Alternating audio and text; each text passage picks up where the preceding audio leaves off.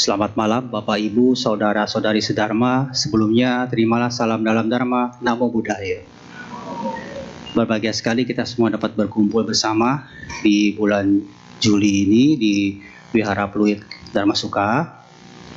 Dan sesuai dengan temanya yang saya akan sampaikan adalah mengenai makna, tradisi, dan persembahyangan di bulan 7 Imlek.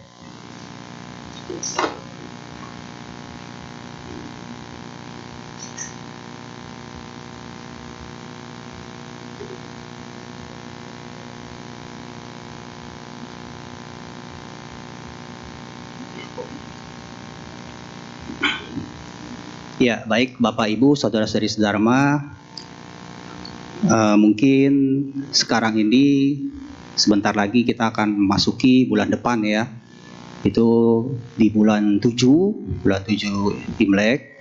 Dan tentunya Bapak Ibu, Saudara sedharma, mungkin ada yang sebagian tahu ngapain sih kita nanti di bulan 7 gitu ya.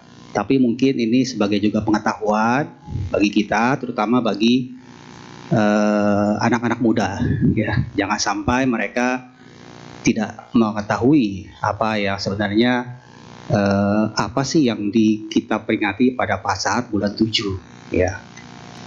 Baik, saya langsung ya. Di bulan 7 sebenarnya ada 3 peristiwa yang terjadi gitu ya, yang mungkin kita hanya tahu mungkin Joko dan Ulambana. Tapi ada satu sebenarnya yang diawali, itu namanya Kisi. Kisi ini apa sih maksudnya gitu ya. Jadi saya isi mengenai Kisi, Joko dan Ulambana. Bapak Ibu Saudara sedharma, yang saya sampaikan di sini mungkin hanya maknanya saja beberapa ya. Tidak saya detailkan, karena kalau detailkan kita bisa pulang besok gitu ya. Soalnya panjang ceritanya gitu ya, karena ini banyak cerita dan juga mungkin tradisi dan beda-beda kenapa sih bisa sampai terjadi seperti itu ya, terutama mengenai yang namanya tradisi. Seperti yang saya katakan, kebanyakan kalangan generasi muda kita banyak yang mungkin nggak tahu sekarang itu kenapa harus begini, kenapa harus begitu. Dan yang ditanya jawabannya pasti dari sononya begitu gitu ya. Kalau dari sononya begitu ya repot. Dari sononya tuh dari mana gitu ya. Nah, akibatnya jadi bias dan akhirnya kita nggak mengerti maknanya itu sebenarnya apa yang disampaikan oleh orang tua kita. Nah, kita mulai yang pertama adalah mengenai Kisi. Kisi ini disebut Chinese Valentine Day. Jadi mungkin yang sekarang baru tahu ya. Sebenarnya yang Valentine kita 14 Februari itu bukan, itu adalah Valentine yang orang bule punya gitu ya, 14 Februari. Tapi Valentine kita, Valentine Chinese, itu tanggal 7 bulan 7. Cantik ya, angka cantik ya. Tanggal 7 bulan 7. Jadi ini disebutnya Double Seven Festival. Ya. Dan ini adalah cerita mengenai latar belakangnya sebenarnya adalah mengenai penghormatan kepada wanita ya. Tapi kemudian berkembang ada cerita, yaitu cerita mengenai seorang gadis penenun ya, seorang gadis penenun dan seorang peternak sapi, petani, yaitu Niulang dan Cinu ya. Jadi cerita mengenai ini yang legenda yang mendasari akhirnya terjadilah cerita Chinese Valentine Day. Ya, cuma mungkin kita nggak merayakan 7 bulan 7 gitu ya, karena kadang-kadang mungkin di bulan 7 kan hawanya nggak enak tuh, serem gitu ya. Pacaran di bulan hantu kan repot gitu ya. Jadi kayaknya diabaikan. Tapi dulu itu sempat dirayakan. Nah, jadi ceritanya adalah mengenai seorang petani gitu ya, namanya Niulang, yang kemudian dia ini bertemu, saya singkat ceritanya, bertemu dengan Cinu. Cinu ini seorang dewi ya, seorang dewi yang turun lagi mandi, kemudian pakaiannya dicuri, selendangnya. Jadi hampir sama seperti cerita Jakatarup ya. Jakatarup kan gitu ya, ada ini dicuri. Dan kemudian mereka jatuh cinta dan kemudian berkeluarga. Yang tidak diketahui oleh Niulang adalah Qin itu adalah putri Geser Tiongkok Xiangte, jadi kaisar langit gitu ya. Ini putrinya yang terakhir, putri ketujuh, putri bungsunya ya. Jadi putri bungsunya. Jadi saya singkat aja. Jadi akhirnya setelah mereka punya anak dua, kemudian dijemput oleh ibunya karena permaisuri ini nggak mau anaknya ini Dewi punya suami petani dari manusia lagi gitu ya, bukan dewa gitu ya. Jadi mereka paksa. Kenapa kok sampai anak kedua baru ditarik? Bapak Ibu, sorga sama di manusia itu beda umurnya gitu ya. Dalam Catu Maharajika saja itu dewa tingkat rendah ya, 50 tahun di dunia sama dengan 1 hari di sana. Makin tinggi alam sorganya makin besar.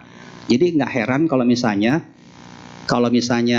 hilang seharian gitu, mungkin udah lahir di dunia 50 tahun jitbok gitu ya, mati, dia lahir lagi ke sana karena memang umurnya beda gitu ya.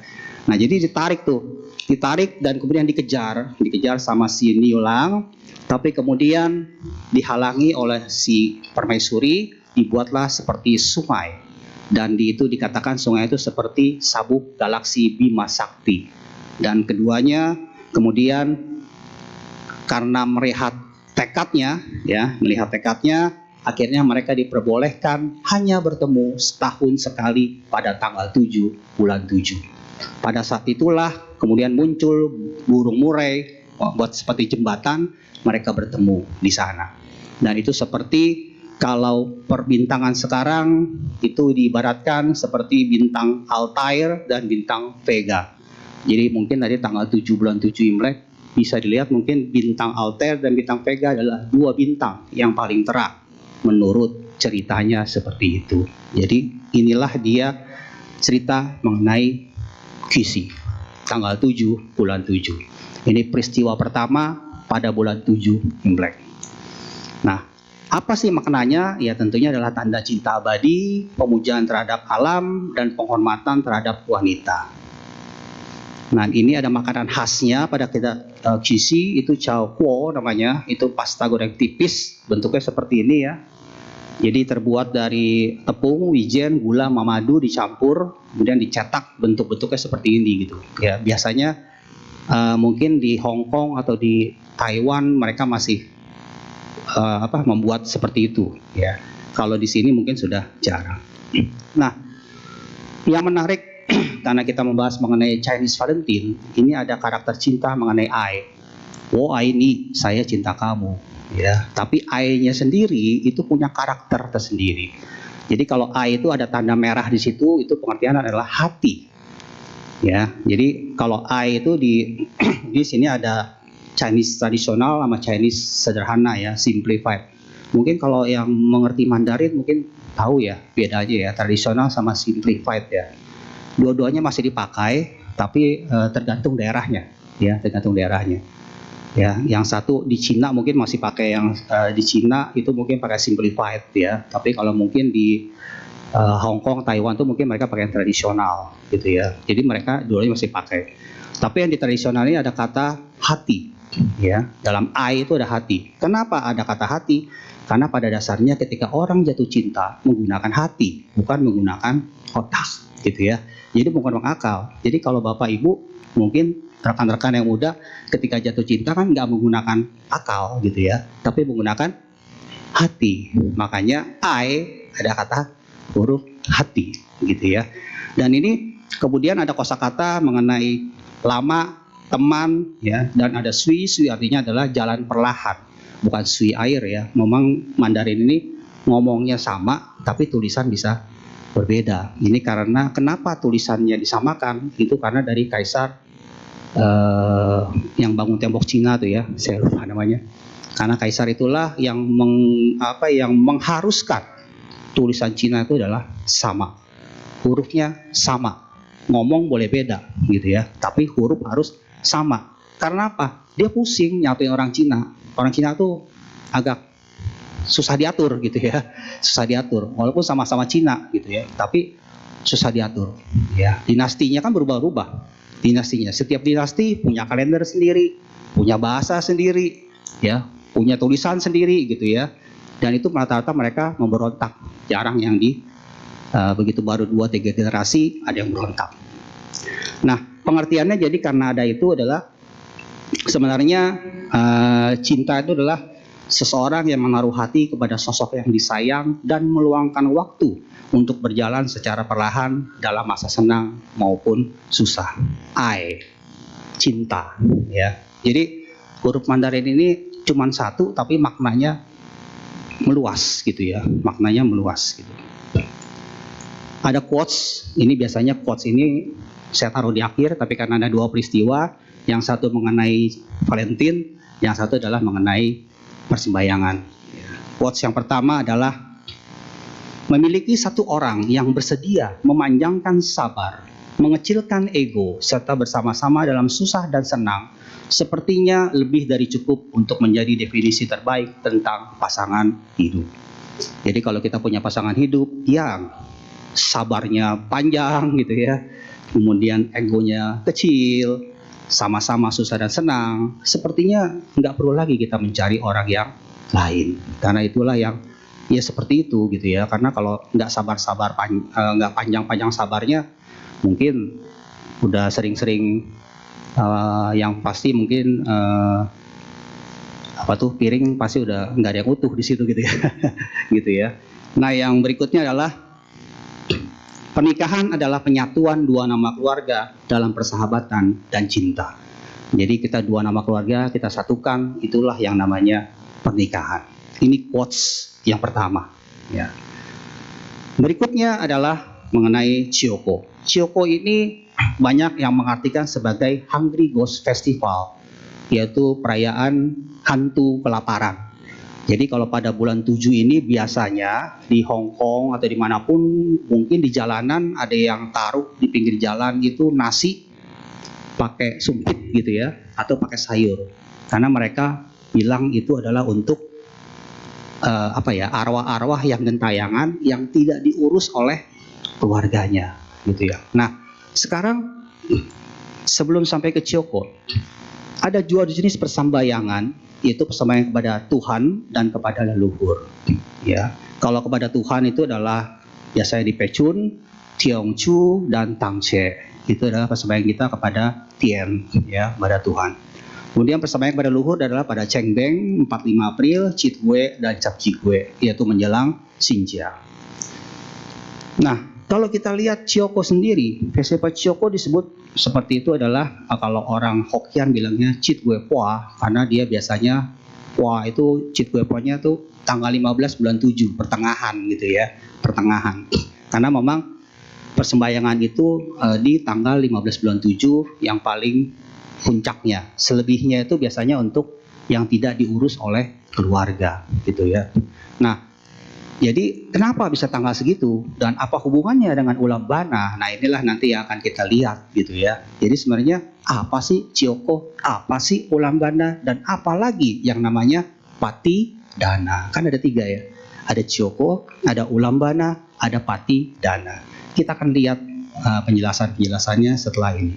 Nah, pada dasarnya Chioko itu dulunya adalah bukan persembahyangan kepada leluhur, ya, tapi adalah sebagai perasaan bersyukur, ya, karena itu kan jatuhnya di bulan 7. Jadi ketika habis Imlek bulan 1, mereka kan bertani ya, di Cina itu kan bertani, ya, bertani karena dia masyarakat agraris, ya. Kalender Chinese itu adalah kalender pertanian, ya, kalender pertanian. Kapan mulai nanam, kapan harus ke laut, ya. Bagi beberapa nelayan itu di daerah Riau ya, daerah Batam, daerah apa itu kan banyak nelayan yang Chinese gitu. Mereka tuh kalau mau melaut, mereka lihat tuh penanggalan. Wah, ini lagi angin kurang bagus. Mereka jadi nggak ke laut. Ya, itu memang kalendernya kalender agraris gitu, kalender pertanian dan kalender untuk perikanan gitu ya. Itu kalendernya, makanya tetap dipakai. Ya, nah. Jadi setelah mereka selesai bertani, mereka bersyukur. Bagaimana cara bersyukurnya? Ya, mereka menyembahkan, ya, mempersembahkan persembahan-persembahan, ya, kepada Tien, kepada Tuhan, untuk supaya leluhurnya mendapatkan jalan yang terang, ya. Dan juga yang kedua adalah mereka berdana. berdana, ya, berdana kepada orang miskin, ya, karena kan dulu itu kan jarang-jarang yang di Cina itu mereka banyak yang sering makan daging, jarang, ya, jarang. Jadi akhirnya mereka buat daging, dan kemudian akhirnya jadinya namanya ada persembahan yang namanya daging, ayam, ikan dan babi, ya. Karena itu nanti setelah mereka sembahyang, ya mereka nggak makan, mereka persembahkan kepada masyarakat miskin. Jadi setelah sembahyang mereka tinggal. Ya silakan diambil. Itulah dia mulai istilah yang namanya sembahyang rebutan. Kan berebut gitu ya jadinya ya. Jadi sembahyang rebutan tuh begitu, bukan ada dulu logo sembahyang di terkam gitu, bukan ya, karena setelah disembahyang mereka tinggalkan, ya, silakan dimakan, ya, karena mereka sudah sembahyang kepada Tuhan, kepada Tien, untuk disampaikan kepada leluhur yang nggak perlu diambil lagi, karena itu kan sudah berasa bersyukur mereka, itu hasil mereka selama bertanam. Nah, kemudian persembahyangan ini, ya, saya lihat dari kepercayaan orang Tionghoa, kemudian bercampur dengan Taoisme, dan kemudian bercampur dengan Buddhisme. Di mana percampurannya? Kepercayaan orang Tionghoa tadi kita sudah tahu, masyarakat agraris, ya. Dalam Taoisme itu disebut ada namanya Festival Chongyuan yang hampir sama, memperingati menyambut Kaisar Tikuan. Kalau di Taoisme itu ada gambar 3 dewa. Nanti kita lihat 3 dewa yang sama. Itu Kaisar Langit yang menguasai langit, menguasai bumi, menguasai air. Tianquan, Tikuan, Suiquan, gitu ya. Jadi itu Taoismenya masuk, ya. Karena pada saat itu katanya Kaisar Tikuan datang ke bumi untuk mengampuni para arwah. Udah nyampur nih, yang namanya Citwe udah nyampur dari tradisi campur Taoisme. Kemudian bercampur lagi, ya, bercampur lagi di kalangan pemerintahan Tiongkok dulu. Pada setiap tanggal 15 bulan 7 itu adalah hari kematian. Kenapa disebut hari kematian? Karena pada saat itu adalah hari eksekusi para narapidana. Dieksekusinya gimana? Dihukum penggal. Kepalanya dipenggal pada tanggal 15 bulan 7. Nah, karena itulah pada saat itulah setelah dipenggal, keluarga-keluarga yang narapidana ya kemudian membawa jenazahnya dikubur, mereka sembayangin, ya jadinya ya seperti itu. Akibatnya yang yang keluarga bukan terpidana kan ikut jadinya. Jadi ikut serem, jadinya serem gitu ya. Kemudian masuk lagi Buddhisme yang namanya Sutra Ulambana, asalnya yaitu mengenai yang Arya Moggallana menolong ibunya. Dan ini kita sebut Buddhisme Mahayana. Ya, karena Sutra Ulambana ini adanya di Mahayana. Ya, jadi Mahayana dengan Hinayana atau Theravada ada sedikit perbedaan, ya, ada sedikit perbedaan karena yang Mahayana ini berkembang di Chinese, ya. Kemudian Theravada sendiri berkembang di selatan. Ya, Hinayana berkembang di selatan ke Thailand, Indonesia. Nah, ini yang ini Mahayana masuk ke Tiongkok, ya. Jadi masuk ke Tiongkok. Yang membawanya adalah salah satu adalah Bodhidharma. Tahu ya Bodhidharma ya, yang kalau digambarnya itu badannya tinggi besar, botak gitu ya. Itu orang India. Jadi bukan orang Cina. Dia orang India yang ke Cina. Dia bertapa dulu menghadap dinding berapa lama ya, berapa tahun ya. Akhirnya dia kemudian mendirikan Shaolin. Jadi Shaolin itu yang mendirikan bukan orang Cina, tapi orang India. Ya. Kenapa didirikan Shaolin? Karena pada saat itu Bodhidharma ini adalah seorang yang ahli bela diri juga. Dulu itu ketika Buddha di sana, mereka sulit berkembang. Kenapa? Karena biku-bikunya badannya lemah. Kalau mau menyebarkan agama, dipalak. Karena banyak ahli kungfu. Ya, akhirnya nggak sampai, penyebaran agama Buddha nggak sampai. Akhirnya Bodhidharma membuat Shaolin dan melatih para biksunya berlatih bela diri. Makanya kemudian berlatih, jadi Shaolin itu jadinya seperti kumpulan bela diri ya, padahal sebenarnya bukan, ya, sebenarnya bukan. Jadi ceritanya sangat menarik gitu, ya. Nah, terus di iklim, ya, di iklim itu bulan 6 dan bulan 7 itu pergantiannya adalah dari yang panas ke dingin. Jadi iklimnya memang agak sedikit gimana ya, kurang enak gitu ya, jadi kurang enak. Dan itu dikaitin lagi nih, mungkin hantu-hantunya lagi dilepas gitu ya, lagi keliaran, jadi ibaratnya jadi horor gitu ya. Sebenarnya bukan masalah itu ya. Nah, ini ya yang saya bilang tadi, San Tati gitu ya, yang pernah lihat mungkin di Kelenteng 3 dewa seperti ini, saya skip aja, saya lewatkan. Nah, kemudian pada saat Pasmeng Joko biasanya dari kalangan Mahayana itu ya, atau di Kelenteng menggunakan ini Joko, itu biasanya suka sembahyang pakai perahu ya, pakai perahu yang mungkin dibuatnya pakai kertas ginchua ya. Kertas ginchua itu dibuat perahu, kemudian supaya kenapa dibuat perahu? Karena pengertiannya supaya arwah-arwah itu bisa pergi ke alam yang lebih bahagia ya, pergi ke alam bahagia ya. Nah, ini kalau kita lihat di sini, ini yang persembahyangannya ya, yang suka ada perahu dibakar ya, perahu dibakar atau apa. Nah, ini ceritanya dari situ ya. Jadi ini ceritanya cukup panjang, saya lewatkan saja. Dan kemudian ada tradisi lain adalah melepaskan lentera ke sungai ya. Kalau dia persembahyangan itu melepaskan lentera ke sungai, tapi kalau Imlek melepaskan lenteranya kemana?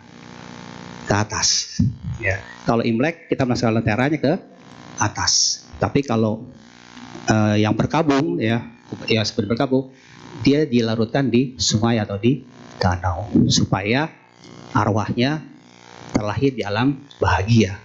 Nah, inilah yang kalau suka Bapak Ibu, Saudara saya Dharma pernah mendengar mantra Gate Gate Para Sam Gate Bodhi Swa.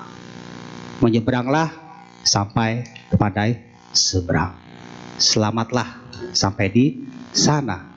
Gate Para Sam Gate Bodhi Swata. Dan ini diambil dari Sutra Hati, Prasta Haradya Sutra. Dan itu adanya di Mahayana. Ya, kalau makan di Mahayana mungkin suka dengar gitu ya. Om Tadyata Om Gate Para Samgate Bodhi Swaha gitu ya. Itu adalah mantra. Apa artinya? Sebenarnya sulit diartikannya gitu ya, karena itu namanya mantra. Sama seperti Aum Mani Padme Hum, itu mantra ya. Jadi Buddhis pun punya mantra ya, dan itu susah diartikan ya. Bahkan ada yang sebenarnya Bapak Ibu kalau pernah baca cerita, kalau baca kitab Kongkon Sim Keng selama 1000 ya, itu pun akan apa yang Bapak Ibu inginkan biasa tercapai. Dan itu sudah ada buktinya gitu ya. Dan sudah ada buktinya. Memang kalau itu dibacakan, apa yang kita inginkan biasanya tercapai. Bukan karena kita meminta, tapi kita membangkitkan karma baik kita sendiri supaya karma baik kita yang bertumbuh sehingga bisa mendapatkan berkah ya. Jadi jangan punya pikiran kita berdoa itu kemudian dosa-dosa atau apanya terbayar gitu ya. Bukan masalah dibayar, tapi masalahnya apakah kita punya sesuatu yang baik ya. Jadi seperti itu. Nah, kemudian ini saya lewatkan aja. Yang ketiga adalah Ulambana. Nah, Ulambana Bapak Ibu Saudara Dharma tentunya sudah tahu ya mengenai cerita yang Arya Moggallana. Jadi yang Arya Moggallana adalah salah seorang murid Buddha yang sakti. Pada satu hari dia melihat ibunya lahir di alam setan, kelaparan. Perutnya buncit, mulutnya kecil, makannya sulit. Karena sakti, yang Arya Moggallana datang ke sana, menciptakan makanan, dikasih makanannya. Tapi begitu mau dimakan sama ibunya, berubah menjadi bara api. Ya, berubah menjadi bara api. Setiap seperti itu sama. Akhirnya bingung. Kan dia sakti ya, kenapa nggak bisa nolong ibunya? Dia kembali lagi ke Buddha. Akhirnya Buddha menyarankan, berikanlah dana, ya, berikanlah dana melalui sangga kepada ibunya, ya. Kapan diberikannya? Kapan diberikannya? Berikanlah setelah anggota sangga, biku-biku, melaksanakan masa wasa selama 3 bulan. Setelah itu, kemudian para biku kemudian berdoakan, membacakan parita atau apapun, ya, keng atau apa aja yang disampaikan kepada leluhur kita yang sudah meninggal. Nah, inilah dia yang menarik, ya, yang menarik. Karena itu tadinya dari diterjemahkan. Jadi ada dari India diterjemahkan ke Cina. Sebenarnya bulan 7-nya ini adalah bulan 7 kalender India. Jadi kalau dilihat adalah sebenarnya 3 bulan setelah masa wasa, sebenarnya harusnya dilakukan pada saat setelah, ada yang tahu? Katina, ya. Katina itu kan setelah masa wasa, ya, setelah masa wasa. Tapi ini bulan 7-nya jadi bulan 7 Imlek. Ya, akibatnya sudah seperti itu. Ya, tapi ya sudah terjadi, biarkan saja seperti itu. Toh kita kan sembahyang kepada leluhur, ya, sesuatu yang baik. Nah, yaitu tadi mengenai yang ulambana.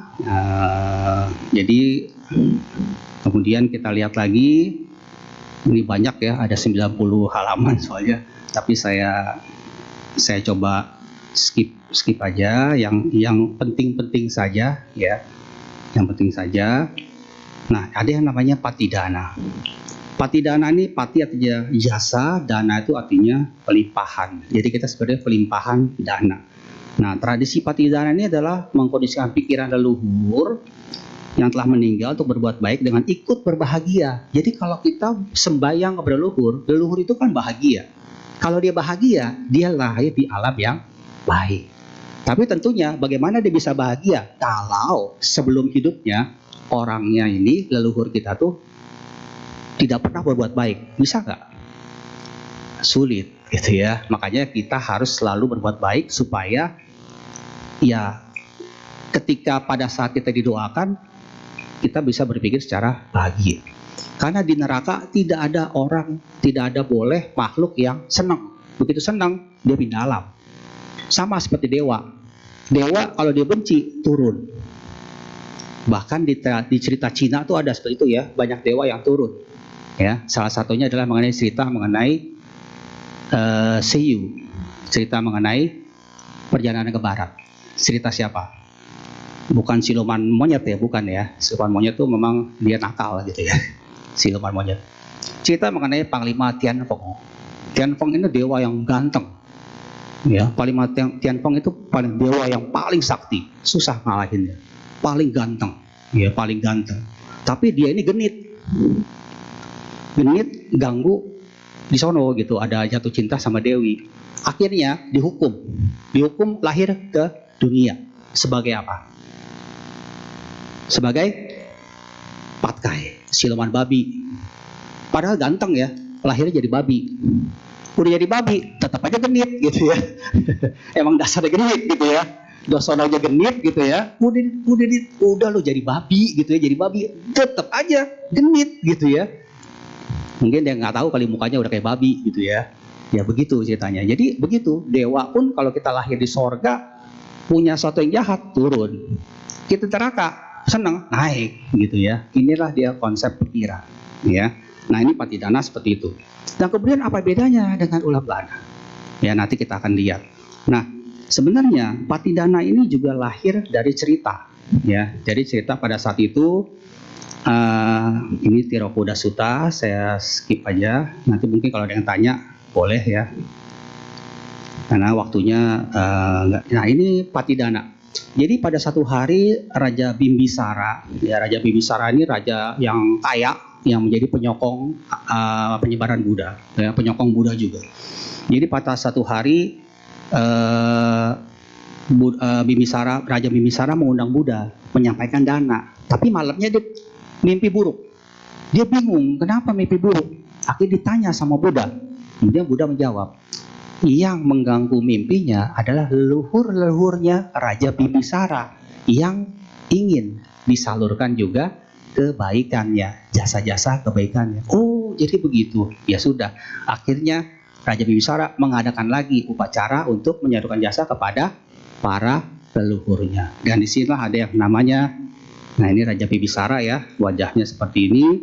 Kemudian itulah dia, setelah itu ada yang namanya Patidana. Ini Patidana Gata punya sidani katasa, ianya nani katani me desanca bagino hontu satanan tapa manaka. Ini sering kita bicarakan ya, sering dibacakan ya kalau Patidana ya. Kalau yang mungkin pernah ikut baca parita di keluarga-keluarga kan, kalau ada yang mau menyampaikan jasa kan Patidana sambil dituangkan air ya, dari teko ya, dari ricangnya ke cangkir sampai pada sambil membayangkan kebajikannya itu terus menerus gitu ya, kita berikan terus menerus untuk para leluhur kita ya. Jadi ada sejarahnya yang namanya Patidana. Nah kemudian di sini nah ini pernah saya sampaikan di sini ya, pelimpahan jasa hidangwo natinang hotu sukita hontuna tayo. Ini sering kita bacakan ya kalau di akhir kebaktian ya. Nah itu artinya adalah semoga timbunan jasa ini melimpah pada saat keluarga, semoga sanak keluarga kita berbahagia. Jadi kalau misalnya kita sembahyang pada leluhur, boleh saja ya kita ucapkan idangwo natinang hotu sukita hontuna tayo, supaya jasa yang kita sampaikan sampai ke para leluhur kita. Leluhurnya siapa? Banyak. Dalam satu kehidupan saja kita punya papa mama aja minimal 2. Ya, minimal 2. Kalau udah merit, punya lagi papa mama mertua. Ya kan? Itu dalam satu kehidupan. Berapa kehidupan kita punya papa mama yang banyak. Dalam satu wihara ini saja bisa saja kita bersaudara. Kenapa? Karena kita bisa lahir sama-sama di sini, bertemu sekarang sama-sama di sini. Kalau karmanya nggak memungkinkan, kita nggak bertemu. Mungkin saya tidak bisa ke sini, bapak ibu tidak bisa ke sini. Ya, bisa saja mungkin ibu ini adalah suami saya di kehidupan yang lalu, bisa gitu ya. Atau bapak itu adalah mungkin adik saya dalam kehidupan yang lalu. Jadi kita sebenarnya pernah bersaudara, ya. Hanya mungkin karena kita tidak tahu, ya. Nah inilah dia yang namanya pelimpahan jasa. Nah kemudian, ini sutra hati yang ada nanti gate para sanggate bodi swaha.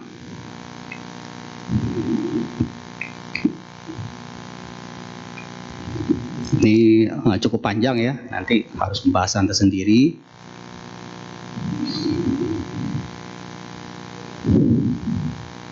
Nah, makna persembahyangan.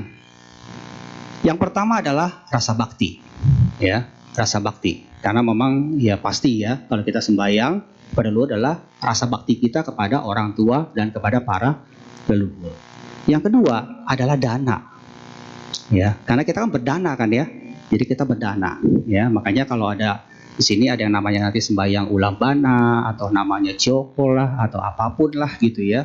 Ketika kita sudah menyampaikan dana, kemudian kan suka kadang-kadang wihara suka bagikan lagi tuh ya, suka bagikan lagi ya. Iya, setidaknya itu diberikan kepada orang yang memang membutuhkan, ya, membutuhkan. Ya, kalaupun kita ngambil biasanya ya boleh, kita pengen mungkin kasih ke tetangga atau mungkin saudara atau teman yang mungkin lebih membutuhkan. Karena ini kan saya sudah berdana, kenapa saya ambil lagi gitu ya? Saya sudah berdana, saya sudah melepaskan kemelekatan saya. Ya, intinya kan adalah seperti itu. Ya, yang ketiga adalah mengenai keluarga. Ya, karena apa? Karena dimanapun ya keluarga itu adalah yang paling utama, ya. Menjaga keluarga itu adalah yang paling utama, ya.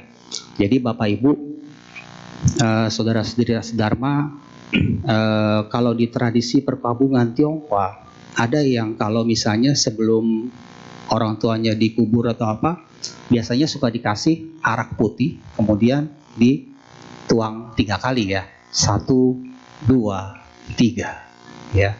Pengertiannya adalah itu adalah ini kan seperti anak pertama ya, anak pertama yang memberikan. Karena memang anak pertama ini membayangkan sedemikian besarnya kasih sayang orang tua yang sudah diberikan kepada mereka. Dan kenapa anak pertama? Karena anak pertama ini ditugaskan menjaga persaudaraan. Jangan sampai setelah orang tua tiada, keluarganya menjadi bubar. Ya, jadi ini ada maknanya gitu ya, sampai 3 kali. Nah, jadi inilah dia ya, kita menganut yang namanya persaudaraan. Nah, kita lihat bakti. Dalam Buddhisme, saya ambil dari Sutra Bakti Seorang Anak dan Sigalowada Sutta. Dalam Bakti Seorang Anak, orang memikul ayahnya dengan bahu kiri dan ibunya dengan bahu kanan sepanjang hidupnya tidak bisa membalas budi baik orang tuanya. Sedemikian hebatnya. Buddha pun mengatakan seperti itu. Ayah di bahu kiri, ibu di bahu kanan. Dan ini menarik sekali. Kenapa ayah di bahu kiri, ibu di bahu kanan? Karena seperti konsep yin dan yang. Memang yang namanya yang, bapak itu di sebelah kiri. Yin itu ada di sebelah kanan. Ya. Karena itu biasanya yin dan yang ya. Ini adalah laki-laki, kiri, kanan ini adalah wanita. Jadi makanya kalau di kalangan Tionghoa biasanya kalau pakai cincin kawin, perempuannya di sebelah kanan, lakinya di sebelah kiri. Karena yin dan yang gitu ya. Tapi kalau sekarang bodoh amat gitu ya, kanan-kanan semuanya gitu ya. Ada yang kiri mungkin tunangan katanya, kanan erit gitu ya. Ya sebenarnya itu ada ceritanya lah masing-masing gitu ya. Nah, ini adalah di dalam Anguttara Nikaya juga dikatakan 2 orang yang tidak pernah dapat dibalas budinya, yaitu ibu dan ayah. Tidak pernah bisa dibalas budinya, ibu dan ayah. Dan kemudian ini dalam Sigalowada Sutta ada 5 kewajiban. Dahulu dirawat mereka, memikul kewajiban mereka, mempertahankan keturunan, dan menjadikan diriku pantas. Yang kelima, melakukan perbuatan baik dan upacara agama setelah mereka meninggal dunia. Dari 5 ini, Bapak Ibu Saudara-saudari sedharma, yang paling bisa banyak kita lakukan pada saat orang tua kita hidup atau meninggal. Pada saat hidup ya, nomor 1, nomor 2, nomor 3, nomor 4. Kalau udah meninggal, cuma 1, yang nomor 5 gitu ya. Jadi ada konsep yang salah ya, ketika ada orang tua meninggal, baru kemudian anak itu menangis meraung-raung, kemudian entah bagaimana gitu ya, baru menyesal. Nah itu kan terbalik. Harusnya adalah ketika orang tua itu masih hidup. Saya pernah sampaikan di sini, jangan ketika orang tua kita hidup dikasih makan cuma 2 macam. Setelah meninggal dikasihnya berapa? 1 meja ya. Dikasih 1 meja gitu setelah meninggal gitu. Tapi waktu hidup dikasih 2 macam. Bapak Ibu yang ada di sini sekarang, pernah nggak makan rame-rame dengan keluarga? Atau yang muda-muda, pernah nggak ngajak papa mamanya makan keluarga? Pernah nggak? Pernah ya? Pernah. Bagus ya. Jadi jangan sampai kita papa mama masih hidup kita cuekin ya. Tapi setelah nggak ada baru kita perhatikan ya. Jangan sampai seperti itu. Ini Ticekwi saya nggak bahas ya. Nah, dalam pandangan agama Buddha, orang tua itu dianggap sebagai Brahma, Dewa Brahma. Ya, kenapa disebut Dewa Brahma? Karena orang tua kita mempunyai sifat-sifat Brahma, terutama 4 Brahma, yaitu Metta, Karuna, Mudita, dan Upekkha. Orang tua kita punya sifat-sifat Brahma, ya, punya sifat-sifat Brahma. Makanya disebut dia itu sebagai Dewa Brahma menurut agama Buddha. Nah, kalau menurut ini lagi, ada lagi dalam Manggala Sutta. Manggala Sutta itu kan yang sudah kita bacakan ya, mengenai 38. Salah satunya di ayat kelima, ya, ada yang namanya mata pitu upatanang utada rasa sanggahu anakula cekamanta etang manggala butamang, membantu ayah dan ibu, menunjang anak dan istri, tidak melakukan perbuatan tercela, itulah berkah utama. Jadi kalau kita membantu, menyokong ayah dan ibu kita, kemudian menunjang anak dan istri, tidak melakukan perbuatan cerah, itulah berkah utama. Etang manggala utama. Ya, jadi sudah disampaikan oleh Buddha kalau kita memang kalau menyokong ayah dan ibu itu berkah utama. Ya, tidak ada yang tidak berkah kalau kita membantu orang tua kita. Ya. Nah, kemudian kalau dalam Konfusianisme tentunya biasa dikatakan orang tua itu wakilnya Tuhan, ya, orang tua wakilnya Tuhan, wakil Tian katanya. Nah, saya langsung aja. Nah, inilah bedanya Chiyoko, Ulambada, dan Patidana. Chiyoko latar belakangnya dari tradisi Tiongkok, Taoisme, Ulambana dari Mahayana, Patidana dari Theravada. Kemudian waktu pelaksanaan, Chiyoko itu di bulan 7 Imlek, Ulambana di bulan 7 Imlek, tapi Patidana bisa setiap saat. Ya, kalau Patidana itu nggak perlu nunggu bulan. Ya, Bapak Ibu besok mau Patidana, silakan.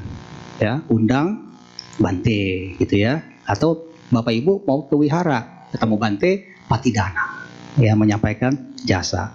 Jadi nggak ada waktunya, boleh kapan aja. Kemudian ceritanya kalau Ulambana itu yang Arya Moggallana, kalau Patidana adalah Raja Bimbisara. Kemudian naskah dharmanya Ulambana ni Sutra Ulambana, kalau Patidana tadi adalah Patidana Gata. Tapi tujuannya adalah tiga-tiganya adalah pelimpahan jasa, sama, ya, sama. Jadi nggak ada bedanya, ya, nggak ada bedanya. Nah, jadi Chiyoko Ulambana itu adalah memang nggak dibilang berbeda, tapi memang ya sama juga, gitu ya. Hanya latar belakangnya yang berbeda. Demikian yang saya sampaikan, saya serahkan kepada protokol ya, bawa acara ya, karena setelah ini kita tanya jawab.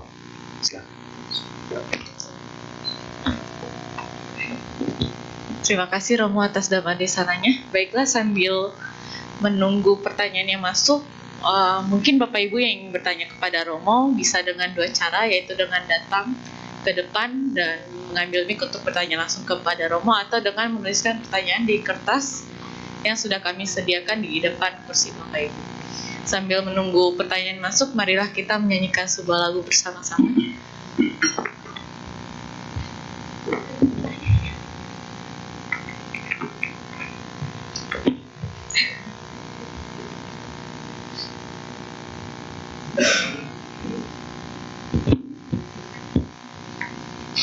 Mari kita buka kembali buku tuntunan kebaktian kita pada halaman 67. Kita akan bersama-sama bijaksanalah.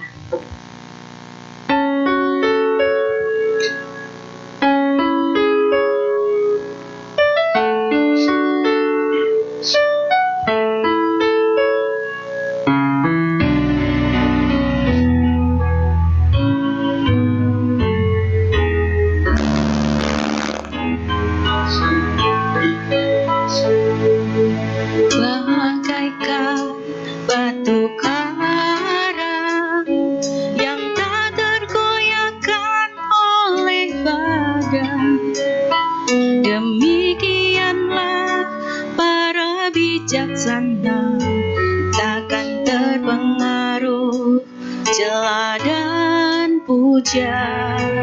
Awija sumber penderitaan, oleh pujianku terlewat, oleh celaan sakit hatiku semua datang silih berganti. Karena lobang ku nikmati, karena dosaku berbuat,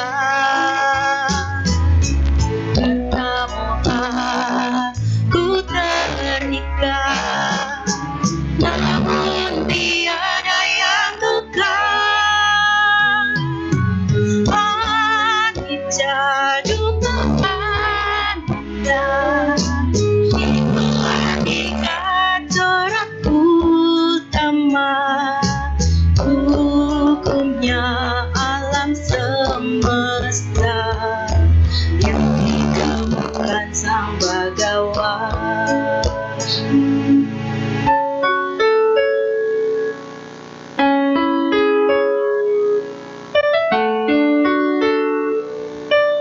Kembali ke bait kedua.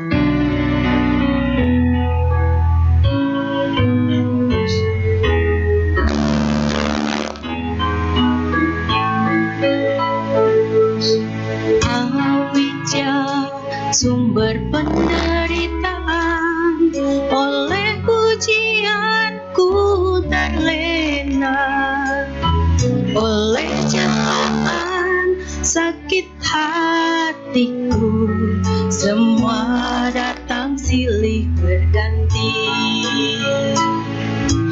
Karena loba ku nikmati, karena dosaku berbuat, karena moha ku terikat, namun tiada yang kekal. Anicca dukkha anatta, itulah tiga corak utama hukumnya alam semesta yang dikemukakan sang Bhagawan. Anicca dukkha anatta, itulah tiga corak utama hukumnya alam semesta yang dikemukakan sang Bhagawan. Dewa dan manusia.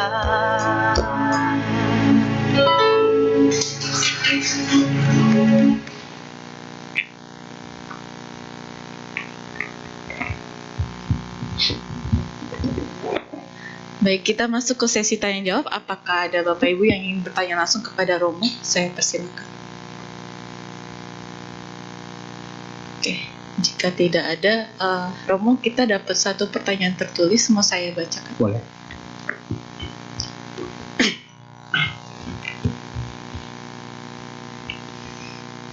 Namo Buddhaya, Romo. Saya ingin bertanya, apakah di antara anak dan orang tua diperbolehkan terjadinya transaksi jual beli, misalnya seperti perhiasan, di mana orang tua memberikan perhiasan dan anak memberikan uang sebagai gantinya.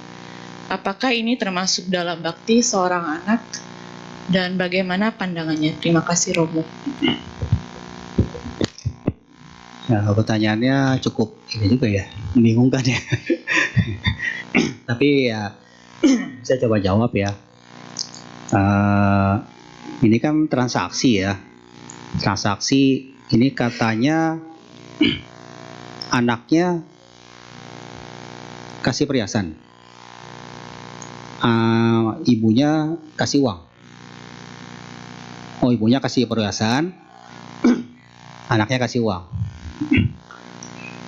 Nah, ini nggak jelas nih, mungkin apakah memang ibunya tuh memang kasih buat anaknya gitu ya, atau titip, atau mungkin anaknya nggak enak hati kasih gitu ya, jadi kasih uang gitu ya. Jadi sebenarnya kalau di luar itu, kalau selama mungkin tidak ada hal-hal yang memang mamanya itu, mungkin ibunya memang ya perhiasan itu mungkin dia kasih perhiasan, kemudian anaknya kasih uang, ya sebenarnya sih bukan yang namanya orang tua sih sebenarnya tidak pernah meminta ya. Yang namanya orang tua sebenarnya nggak pernah meminta. Tapi kalau memang anaknya kasih uang, nah ini juga ada juga yang bertanya mirip-mirip seperti ini.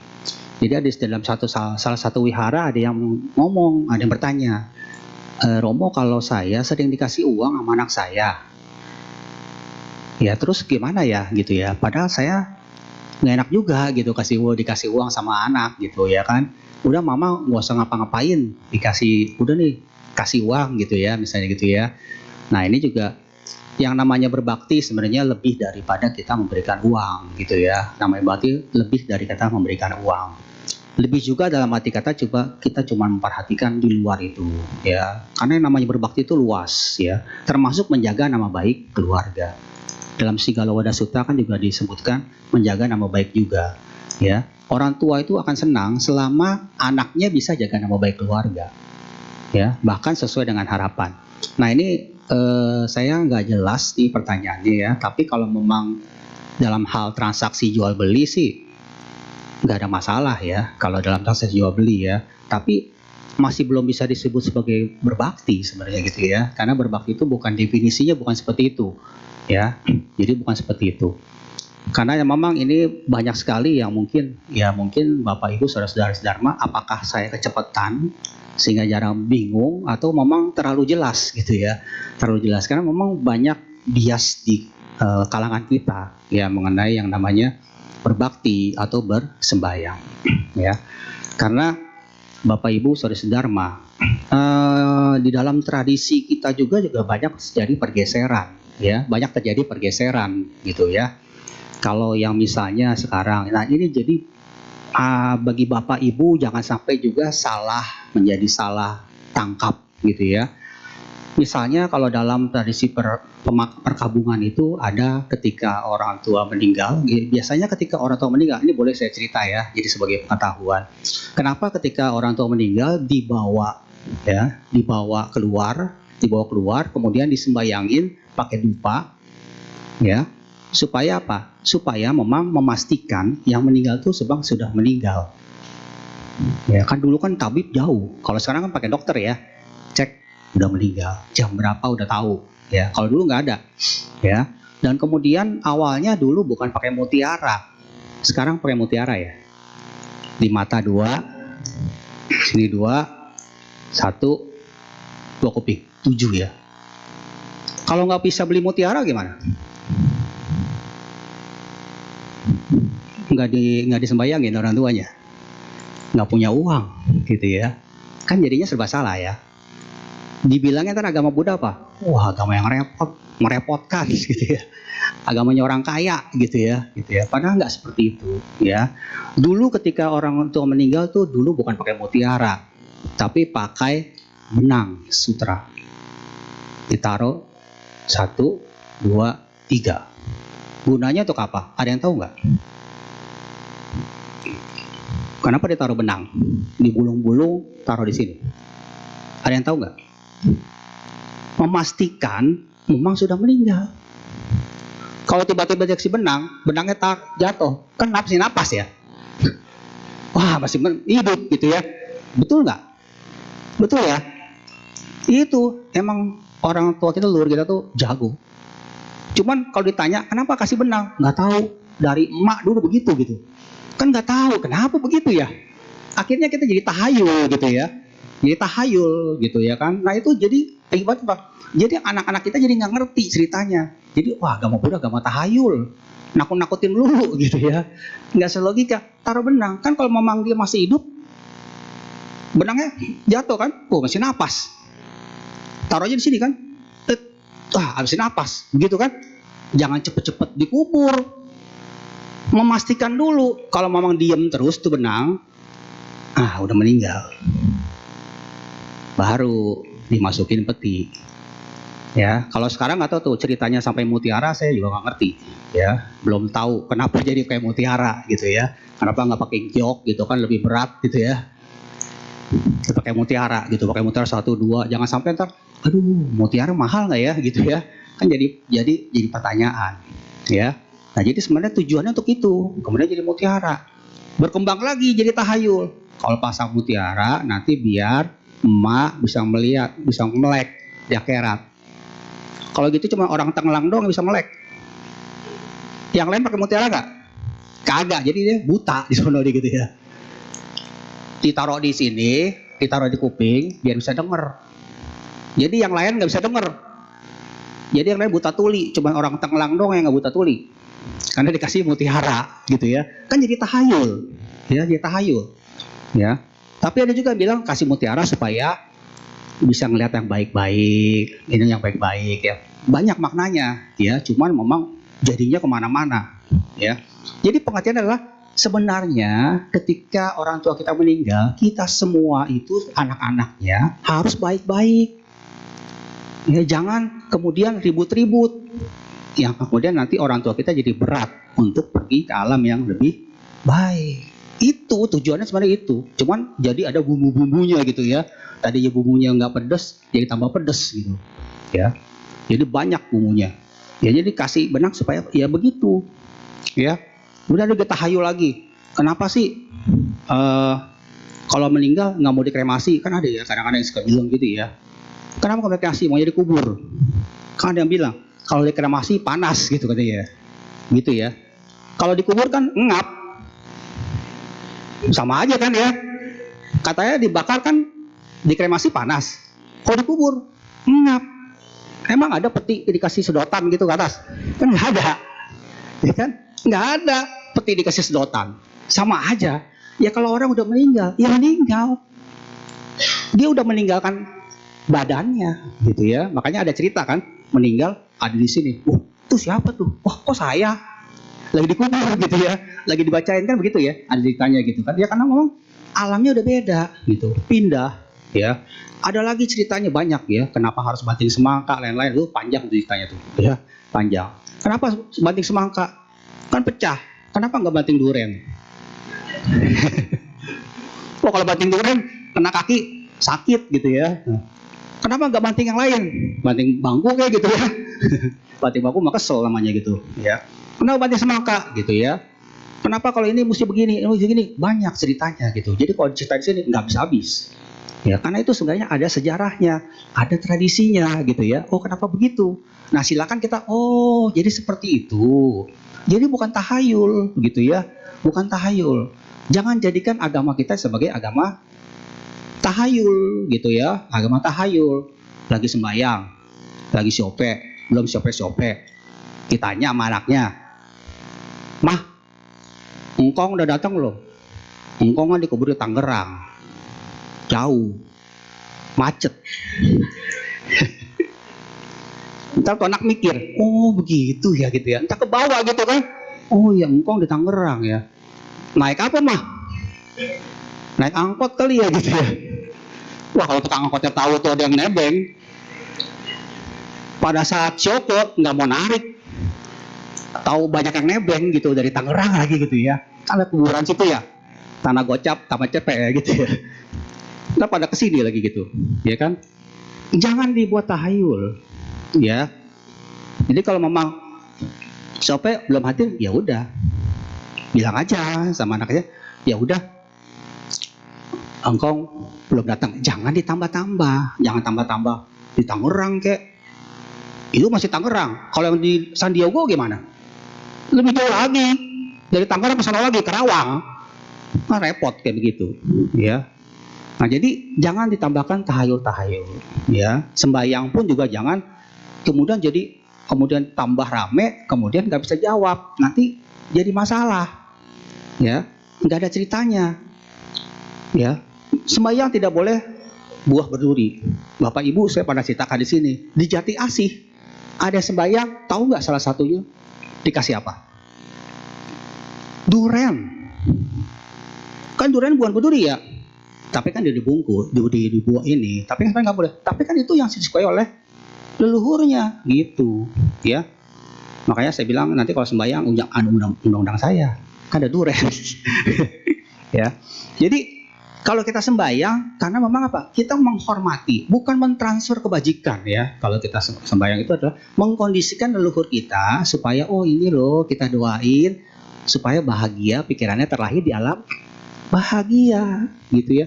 Kita nggak bisa transfer apa-apa kalau selama yang ditransfer itu juga ya, ibaratnya kita mau transfer uang, yang ditransfer nggak punya rekening, gimana transfernya? Ya kan nggak bisa, nggak nyampe gitu.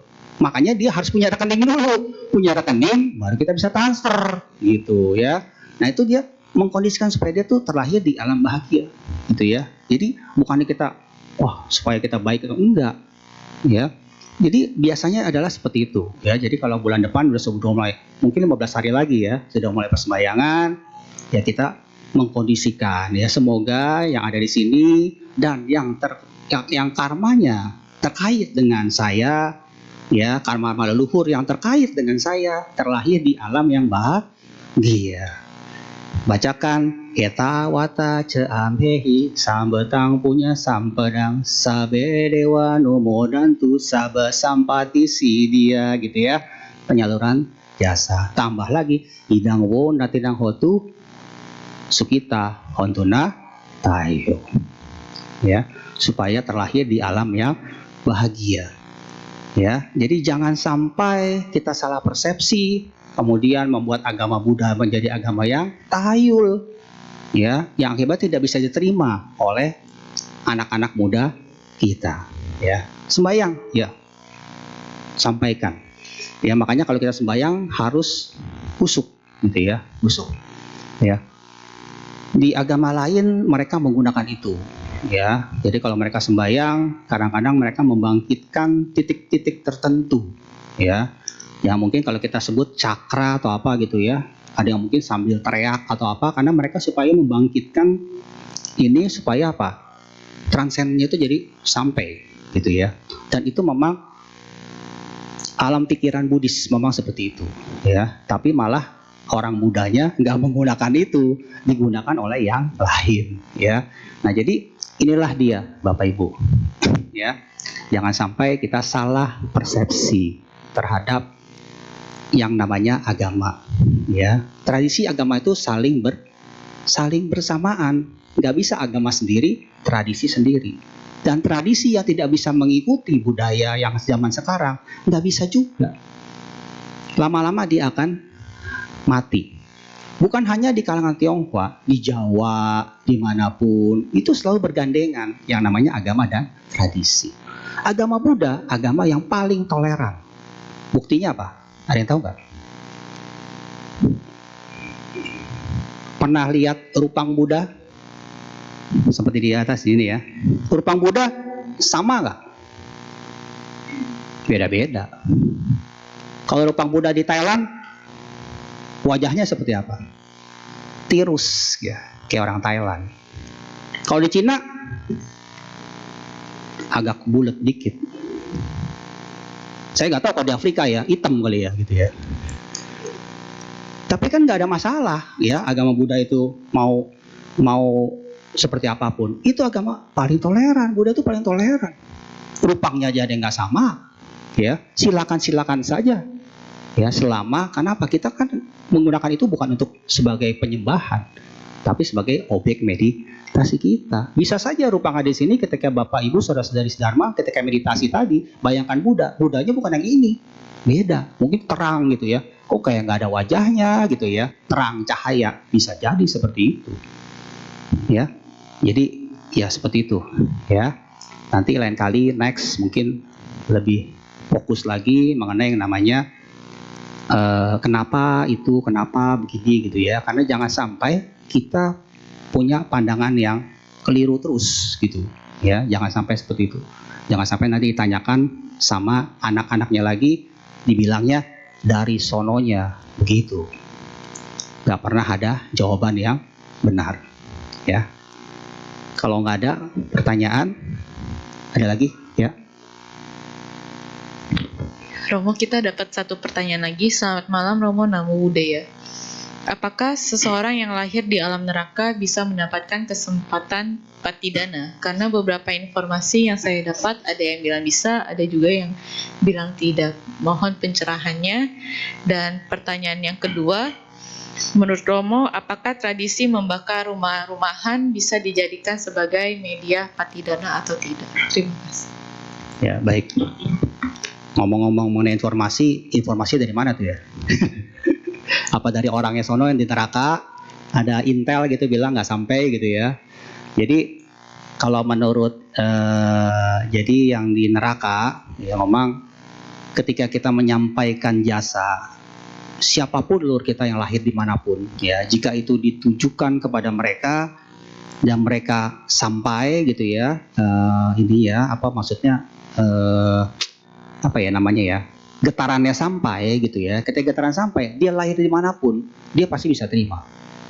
Ya, hanya saja ketika getaran sampai ke dianya itu, apakah yang disampaikan itu punya potensi karma baik atau tidak? Sekali lagi itu, ya. Karena itulah kita harus terus-terusan. Kalau ngomong itu kita harus terus-terusan.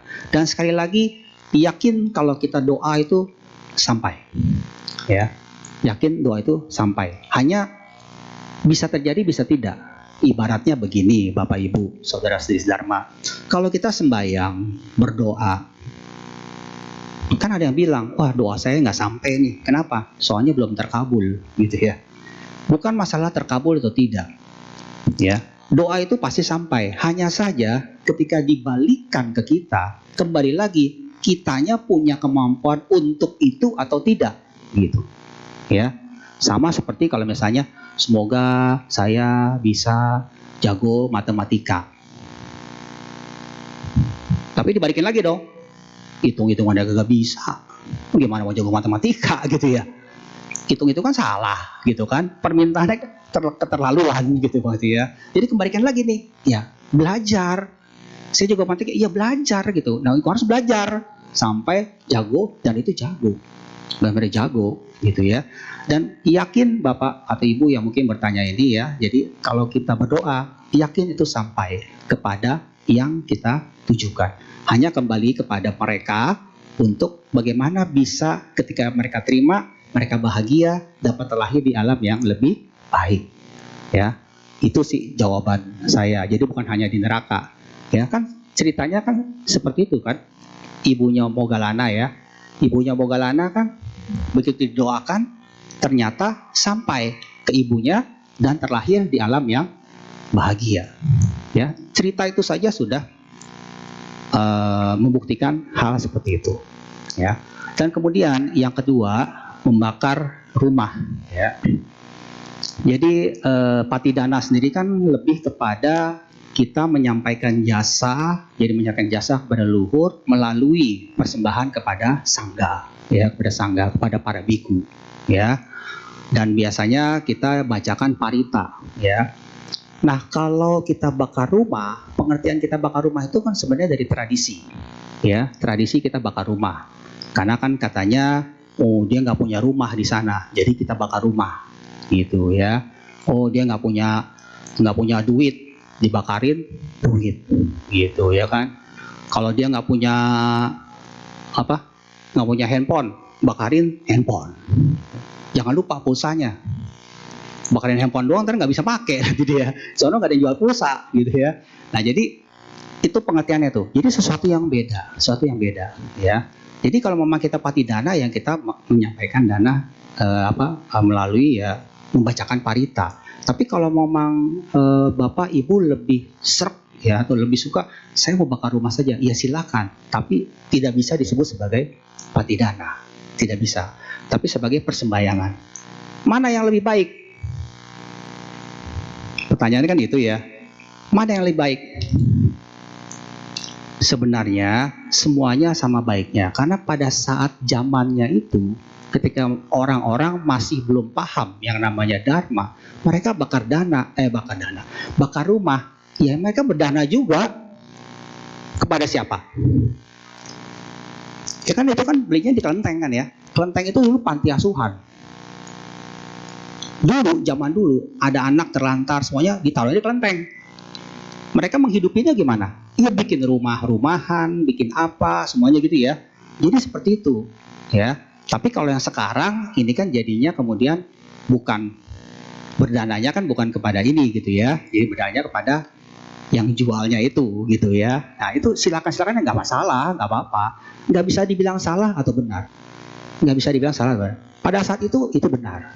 Pada sekarang iya masih benar juga sih kalau memang mau seperti itu ya. Tapi sekali lagi kalau sekarang saya, Bapak Ibu sudah mengenal dharma. Jadi nanti kalau saya meninggal, ya mungkin jangan bakar rumah. Jangan bakar rumah-rumahan. Bakar rumah beneran. Bakar rumah beneran. Jadi itu benar-benar bakti ya, bakar rumah beneran ya. Jadi saya mungkin jangan bakar rumah, danakan saja atas nama papa untuk wihara, kan boleh. Tergantung kondisi orang yang sudah yang meninggal ini. Kalau memang terbiasa seperti itu, silakan, jangan dirubah. Tapi kalau diri kita mungkin sudah beda. Kalau mama saya, mama bapak, ibu semuanya semasa hidupnya udah gak suka makan babi, apakah perlu pakai samcan nanti? Kan begitu ya. Kan kita kan menyampaikan makanan yang sudah terbiasa ketika mereka hidup, ya. Makanya orang Indonesia kalau sembahyang tuh aneh. Ada sayur pete, ada jengkol, ada ketupat gitu ya. Padahal di sana kalau orang Cina datang, apa ini gitu ya, bulat-bulat gitu ya, jengkol, ya.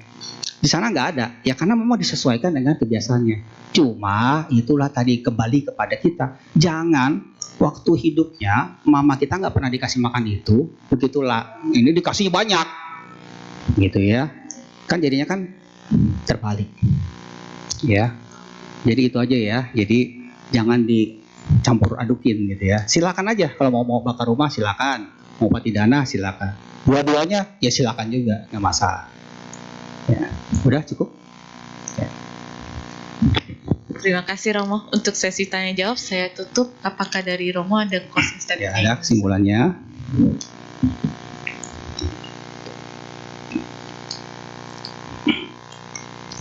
Jadi kesimpulannya, pada dasarnya ritual Chioko, Ulambanan, Patidana merupakan ritual yang berbeda. Ritualnya berbeda. Dari segi latar belakang, Chioko berasal dari kepercayaan tradisional Tionghoa dan Ulambanan Patidana berasal dari kepercayaan Buddhisme. Yang kedua, Chioko, Ulambanan Patidana adalah tindakan pelimpahan jasa perubahan baik yang ditujukan kepada orang tua, sanak keluarga atau leluhur yang telah meninggal dunia. Yang ketiga, sembahyang kepada leluhur bukan memberi makan atau mentransfer kebaikan, tetapi merupakan penghormatan kepada leluhur serta mengkondisikan leluhur agar terlahir di alam bahagia atas jasa-jasa yang telah diperbuat semasa hidupnya. Ya. Yang keempat, berbakti yang paling utama adalah ketika orang tua masih hidup, bukan setelah meninggal dunia. Itu yang paling utama. Ya. Quotes-nya seperti biasa saya kasih quotes. Untuk memahami cinta orang tuamu, kamu harus membesarkan sendiri anak-anakmu. Ya, jadi kita nggak pernah bisa tahu cinta orang tua selama kita belum membesarkan sendiri anak-anak kita. Ya, yang kedua hampir sama. Kita tidak pernah tahu cinta orang tua sampai kita sendiri menjadi orang tua. Ketika dulu belum jadi orang tua, susah. Ini kenapa sih mama begitu ya? Kenapa sih papa begitu ya? Begitu kan mikirnya ya. Tapi setelah udah punya anak, oh iya kenapa begitu ya? Ya saya juga sama gitu ya. Jadi kalau aduh anak saya sakit-sakitan, mah itu sakit mulu. Masih mending sakitnya berapa? Sebulan sekali. Kamu seminggu sekali sakitnya gitu ya. Mamanya bilang begitu. Seminggu sekali kamu sakitnya ke dokter. Kalau anak kamu masih sebulan sekali ya. Jadi beda. Yang terakhir, kasihilah orang tuamu dan perlakukan mereka dengan penuh kasih sayang. Karena Anda hanya akan tahu nilainya ketika Anda melihat kursi kosong mereka. Jadi kita harus mengasihi orang tua kita. Karena kalau mungkin biasa kalau kita ada ngobrol, makan, ada papa di sini, ada mama di sini. Mungkin kita cuek-cuek aja. Tapi nanti kalau kita lihat suatu saat lagi duduk sendiri, di sini biasanya ada papa, di sini biasa ada mama, tapi kursinya udah sekarang sudah kosong. Dan kita tahu betapa kita sedihnya tidak ada mereka. Jadi jangan sampai ketika kursinya sudah kosong, kita baru menyesal. Ya, karena Bapak Ibu, Saudara-saudari Dharma, orang tua kita selalu mendoakan kita sejak dari lahir sampai mereka meninggal dunia. Ya, nah mengenai ini nanti saya akan ceritakan kenapa begitu meninggal saja orang tua masih mendoakan mendoakan anak-anaknya, dan kita sebagai anak-anaknya harusnya berbahagia karena mempunyai orang tua yang baik. Orang tua kita baik karena nenek, kakek, emak, engkong kita baik. Emak, engkong kita baik karena kongco, makco kita baik. Kongco, makco kita baik karena leluhur kita baik. Jadi kita semuanya menjadi orang yang baik. Dan kalau kita nanti mau supaya anak cucu kita baik, kita juga harus menjadi orang yang baik. Karena leluhur berbuat kebajikan, anak cucu makmur jaya. Kalau begitu leluhur kita sudah baik, kita jadi berjaya. Kalau anak cucu kita mau makmur jaya, kita harus jadi leluhur yang berbuat kebajikan. Ya, itulah dia konsep karmanya seperti itu. Ya, jadi itu saja yang saya sampaikan. Semoga kita semuanya selalu jangan lupa berbakti kepada orang tua kita. Sebelumnya marilah kita semua bersikap anjali.